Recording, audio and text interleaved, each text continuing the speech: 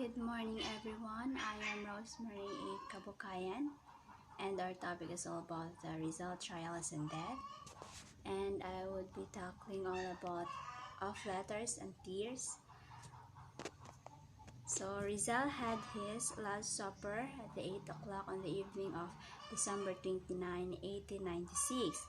He informed Captain Dominguez that he forgave his enemies, including those who condemned him to death. And then, so we have Rizal retraction letter and marriage issues to Josephine Bracken.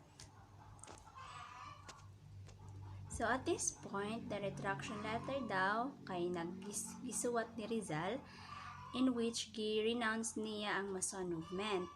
This also applies to the other controversies as whether Rizal married Josephine Bracken or not.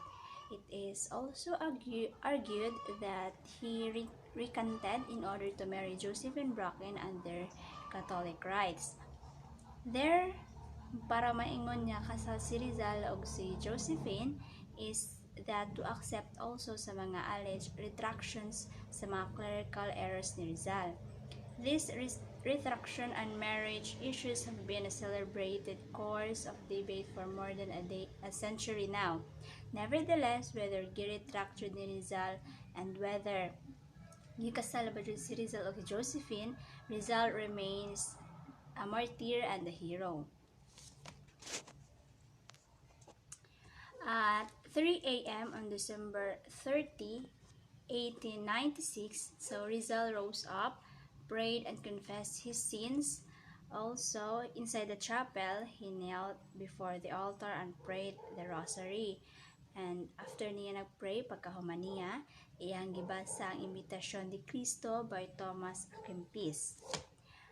At 5 a.m., he ate his last breakfast and signed some memorabilia. This includes some religious pictures and books which would be given or be passed sa iyang mama o sa iyang son niya babae nga si Trinidad. Gihatag usab ni Rizal ang libro nga Imitasyon ni Cristo ngadto ni Josephine as a gift. And for the last time, nagsuwat siya og letter para sa iyang family. So this is the letter of Rizal to his family.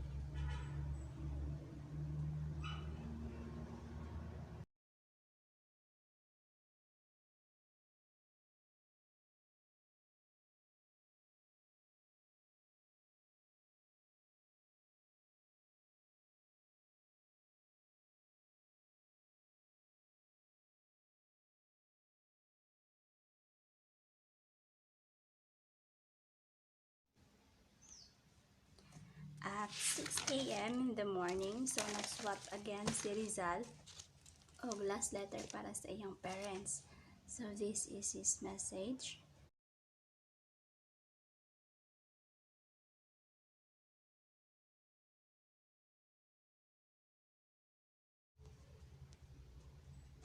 So next is we have to die is to rest.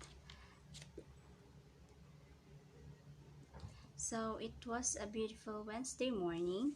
It was clear and cool. The buildings were hung with flags as there were to be a public execution nga mahitabo. For the enemies, a date of execution was a fiesta. Rizal was dressed accordingly in black. So black iyang coat, black sa iyang pants, black ang iyang kalo, bowler hat, and then puti nga t-shirt. As a condemned, gigapos siya elbow to elbow. However, Rizal proudly held his head up. And then, there was a muffled sounds of the drums that gave pulse sa every steps ni Rizal. Na a huge crowd lining the street gikan sa Fort Santiago ngadto sa Plaza del Palacio at tubangan sa Manila Cathedral.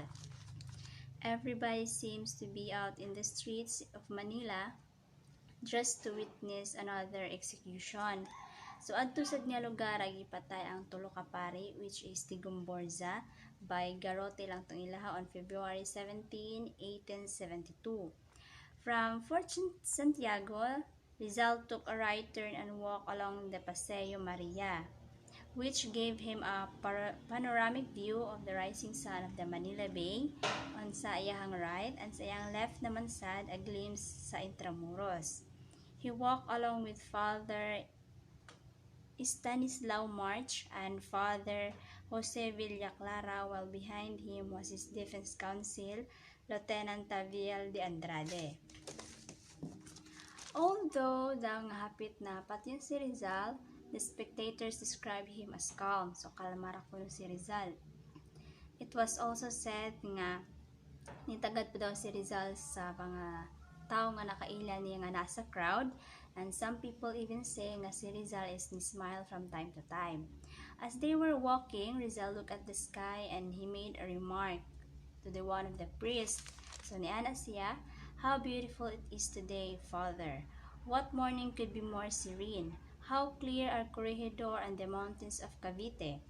On morning like this, I used to walk with my sweetheart." So, while naglakaw si Rizal, he asked sa isa sa mga pare if katuba daw nga college tower kay sa Ateneo. And then, itubag silang pare nga, "Oh, sa Ateneo daw to." He took time to bid farewell to his companions and firmly shook their hands. One of the priests blessed him and offered the crucifix him to kiss, which he did. He requested the commander of firing squad nga pwede ba daw mag-atubang siya while posilon, but the commander refused. So, a Spanish military doctor, Dr. Felipe Luis Castillo, asked him permission to feel his pulse, and then yan ang doktor nga normal na daw ang pulso ni Rizal.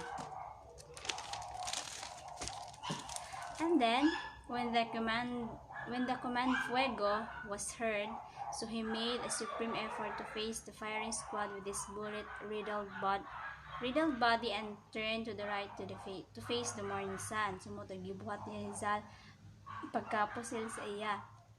It was exactly 7:30 sa buntag on December 30, 1896.